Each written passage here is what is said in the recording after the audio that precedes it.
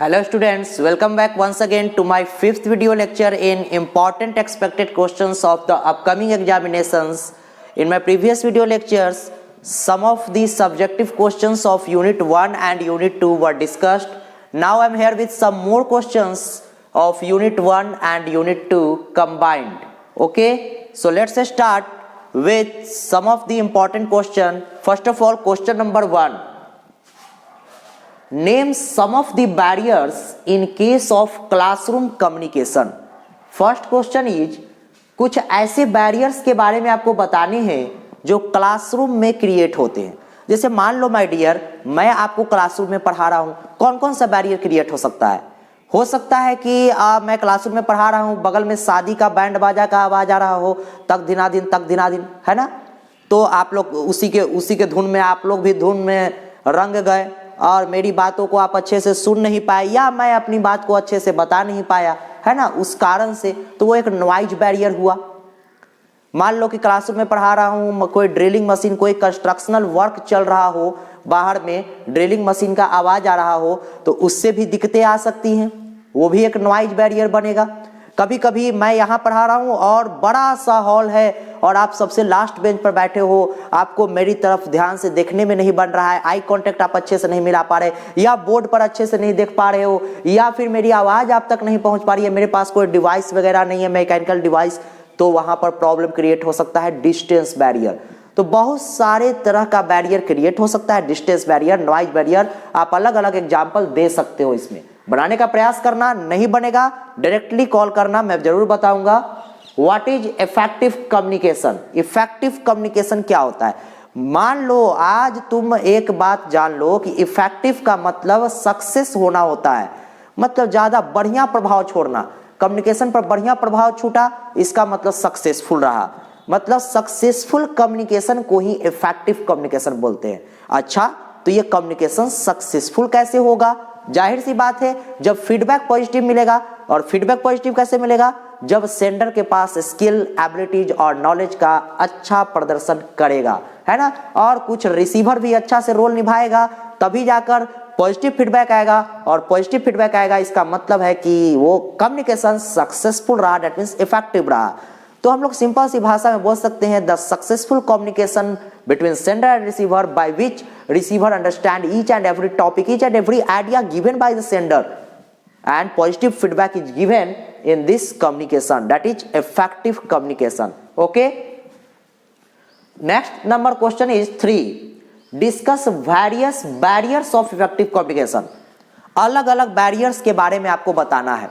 मैंने आपको बहुत सारे बैरियर्स के बारे में बताया है, जैसे फिजिकल बैरियर, बायोलॉजिकल बैरियर, है ना, mechanical barrier, distance barrier, noise barrier, अलग अलग प्रकार, सोशियोलॉजिकल बैरियर, अलग अलग टाइप का बैरियर के बारे में आपको बताया गया है. आप उसको ध्यान से पढ़ेंगे और नोट्स मेरा पढ़ेंगे और उससे बिल्कुल आंसर आपको इस दे पाएंगे, अच्छे से दे पाएंगे. फिर भी प्रॉब्लम होती है, आप मुझे कॉल कर सकते हैं. Fourth number question, suggest some ways to overcome communication barrier. Overcome का मतलब क्या होता है माय डियर. ओवरकम का मतलब मैंने क्लासरूम में भी बताया था, किसी चीज पर काबू पाना मतलब उसको कम करना, उसको कंट्रोल करना.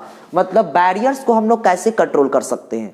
इसमें सेंडर को भी रोल अच्छे से निभाना होगा और रिसीवर को भी रोल अच्छे से निभाना पड़ेगा. सेंडर अपना रोल निभाए, अच्छे से आई कांटेक्ट मिलाकर रखे, अपना ग्रेट मूड में हो, रिसीवर भी ग्रेट मूड में है समझने का. रिसीवर क्वेश्चन अराइज करे, अपने डाउट्स और मिसअंडरस्टैंडिंग को हटाने का प्रयास करे, समझने का प्रयास करे, और सेंडर उसको दूर करने का, समझाने का प्रयास करे, अपनी बातों को अच्छा से रखने का प्रयास करे.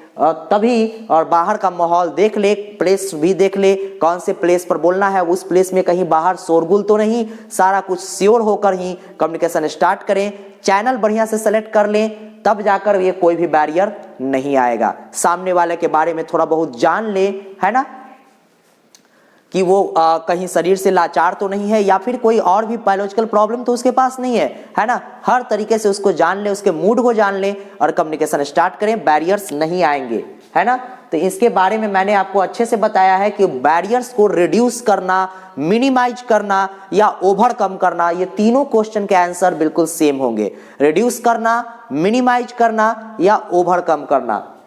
अब आते हैं हम लोग 5th नंबर क्वेश्चन में कम्युनिकेशन बैरियर किसको बोलते हैं, वही क्वेश्चन, कम्युनिकेशन बैरियर किसको बोलते हैं? एनी हिंड्रेंस और एनी ऑब्स्टेकल और any interference during communication process is called communication barrier, है ना।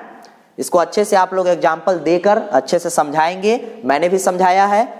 Different types of communication barrier, अलग अलग बैरियर, जैसे मैंने बोला mechanical barrier, physiological barrier, biological barrier, physical barrier that means distance barrier, noise barrier, है ना।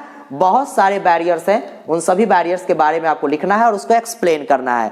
मैंने आपको नोट्स में लिखवाया है, काफी अच्छे से क्लासरूम में पढ़ाया भी है, आप लोग इसका आंसर लिखेंगे। मैकेनिकल बैरियर किसको बोलते हैं, साइकोलॉजिकल बैरियर किसको बोलते हैं, इन सभी के बारे में मैंने आपको अच्छे से बताया है। What are the difference, sorry यहां पर डिफरेंट गलत है, यहां पर आप डिफरेंस कर लेंगे इस क्वेश्चन को। What are the difference between, sorry it's my mistake, really very sorry. What are the different ही था, sorry. What are the different non verbal codes, अलग अलग नॉन वर्बल कोड्स क्या क्या होते हैं, मैंने आपको बताया था on the basis of environment and on the basis of body language. Environment के आधार पर मैंने बताया था प्रोक्सेमिक्स, क्रोनमिक्स, है ना, आर्टिफैक्ट्स, ये सभी नॉन वर्बल कोड्स है। और भी मैंने बताया था बॉडी लैंग्वेज का थोड़ा काइनेसिक्स है, जिसमें gesture, posture, facial expression, eye contact, इन सभी चीजों को आप शामिल कर सकते हैं। डिस्कस एनी 4 ऑफ देम, किसी 4 को आपको एक्सप्लेन करना है, मैंने बहुत सारी बताई हुई हैं, आप उसमें से 4 एक्सप्लेन करेंगे, है ना। जैसे प्रोक्सेमिक्स के बारे में बताया, क्रोनमिक्स के बारे में बताया था, जिसमें टाइम का लैंग्वेज हम लोग स्टडी करते थे। आर्टिफैक्ट्स मतलब अगल बगल जितने भी आपके ऑब्जेक्ट्स हैं, उन सभी चीजों से किसी भी व्यक्ति के स्टेटस के बारे में पता चलता था। जैसे मान लो किसी के रूम में गया और वहां पे उसके बुक शेल्फ में ढेर सारी किताबें पाई गई, है ना, ढेर सारे उसके रूम में अलग अलग किताबें पाई गई, इसका मतलब क्या है कि वो बुक का शौकीन है ना, वो बुक पढ़ने का आदी है, शौकीन है, बिल्कुल सही। अब मान लो किसी के घर में गया, उसमें एक से एक दीवार में पेंटिंग्स बना हुआ दिखा, इससे उसके क्या पता चल रहा है, स्टेटस पता चल रहा है। तो कहीं ना कहीं बिना बोले वो इस बात को शो ऑफ करना चाहता है कि मैं अमीर हूं, मेरा स्टेटस थोड़ा ऊंचा है ना। ड्रेस एंड अपीयरेंस से भी पता चलता है, आदमी के पहनावे और ओढ़ावे से भी पता चलता है कि वो किस लेवल का आदमी है, किस स्टेटस का आदमी है ना माय डियर। तो इन सभी सारी चीजों को आप लिखेंगे, कोई भी 4 को एक्सप्लेन करेंगे। आते हैं हम लोग 9th नंबर क्वेश्चन में। How does facial expression make communication easier, facial expression communication को कैसे आसान बना देता है। अब मान लो माय डियर कि मैं आपसे कोई जो है दुख वाला समाचार आपको सुना रहे हो, जानते हो कल मेरे भाई का एक्सीडेंट हो गया, मैं चेहरा पर एक अलग मुस्कान लेकर बोल रहा हूं कि एक्सीडेंट हो गया। मुझे तो चेहरा पर एक्सप्रेशन चाहिए ना, चेहरा पर अगर आप सही एक्सप्रेशन दोगे तो सामने वाला व्यक्ति आपकी बात को ध्यान से सुनेगा और ध्यान से समझेगा। अगर आप एक्सप्रेशन गलत लेते हो, आपके चेहरे पर गलत एक्सप्रेशन आता है, according to words and according to oral communication, आप जो बोलना चाह रहे अकॉर्डिंग टू मैसेज, तो आप जो है गलत, आप सही बोलोगे फिर भी सामने वाला व्यक्ति कंफ्यूज हो जाएगा और वो गलत समझेगा, है ना। इसलिए फेशियल एक्सप्रेशन का होना बहुत ही जरूरी है, मैंने इसके बारे में अच्छे से समझाया है, आप इसको लिख सकते हो। Right short note on body language, body language पर शॉर्ट नोट लिखना है। बॉडी लैंग्वेज को जो स्टडी करते हैं हम उसको काइनेसिक्स बोलते हैं। क्या बोलते हैं? आपको दूसरे भाषा में हम काइनेसिक्स के बारे में पूछ सकते हैं, या फिर काइनेसिक्स के जगह पर अगर हमने पूछा व्हाट इज बॉडी लैंग्वेज, तो भी आपको काइनेसिक्स वाला ही आंसर देना है। ओके माय डियर, आप तो अच्छे से समझ गए होंगे।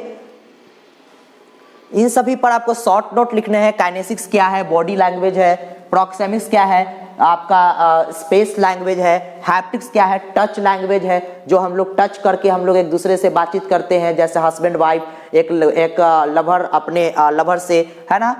Visual communication that means graphical communication, जिसमें हम लोग अलग अलग पिक्टोग्राफ, पाई चार्ट, अलग अलग इमेजेज, पैटर्न बनाकर व्यक्ति को समझाने का प्रयास करते हैं। फिजिकल अपीयरेंस, बाहरी दिखावा, आई कांटेक्ट के बारे में लिखना है, मैंने सभी चीज़ों के बारे में बताया है। हैप्टिक्स के बारे में, वोकैलिक्स एक पारा लैंग्वेज है जिसमें हम लोग शब्दों को कैसे बोलना है ये जानते हैं। कहाँ पे कौन से शब्द पर स्ट्रेस डालना है, कौन से शब्द को लो रखना है, कब फास्ट होना है, कब स्लो होना है, pace of language, pace of speed, इन सभी चीज़ों को ध्यान में रखकर अगर बोलते हैं तो वो वोकैलिक्स होता है। तो ध्यान रखना माय डियर, ओरल कम्युनिकेशन में इसका बहुत बढ़िया यूज हम लोग करते हैं वोकैलिक्स का। अगर ओरल कम्युनिकेशन कर रहे हो और वोकैलिक्स का अच्छे से यूज कर रहे हो तो आपका कम्युनिकेशन काफ़ी इफेक्टिव होगा, है ना। क्रोनेमिक्स, क्रोनेमिक्स का मतलब होता है use of time, time language है ये। आर्टिफैक्ट्स के बारे में मैंने आपको अभी बताया, आप लोग और नोट्स में भी मैंने आपको लिखवा रखा है, आप लोग इसका आंसर लिखेंगे। What do you mean by graphic language? Graphic language क्या है? जिसमें हम ग्राफ या फिर चार्ट के माध्यम से किसी चीज को बताने का प्रयास करते हैं, वही तो ग्राफिक लैंग्वेज कहलाता है। Explain different types of graphical language, अलग अलग ग्राफिकल लैंग्वेज, जैसे मैंने आपको बताया था, टेबल बताया था, चार्ट बताया था, ग्राफ बताया था, है ना। उन सभी चीजों को आप बढ़िया से लिखेंगे, उस पर शॉर्ट नोट भी लिखना है। टेबल और चार्ट पर आप जो अच्छे से लिख सकते हैं, क्योंकि मैंने आपको क्लासरूम में बहुत अच्छे से डिटेल में इसको लिखवा रखा है। आप लोग इसको लिखने का प्रयास करें। कहीं पर भी प्रॉब्लम होती है आप मुझे डायरेक्टली कांटेक्ट कर सकते हैं। इतना सारा क्वेश्चंस को कर लेने के बाद आपका एग्जाम का 90% प्रिपरेशन बिल्कुल हो जाएगा, और बाकी के बचे प्रिपरेशन आप खुद पर सेल्फ स्टडी करके करेंगे, क्योंकि self study is the best way to learn and grasp each and everything. Okay my dear, okay, thank you very much. मिलते हैं हम लोग नेक्स्ट वीडियो लेक्चर में, जिसमें हम लोग कुछ ग्रामर के पार्ट्स देखेंगे और वोकैबुलरी के। Okay bye students, thank you.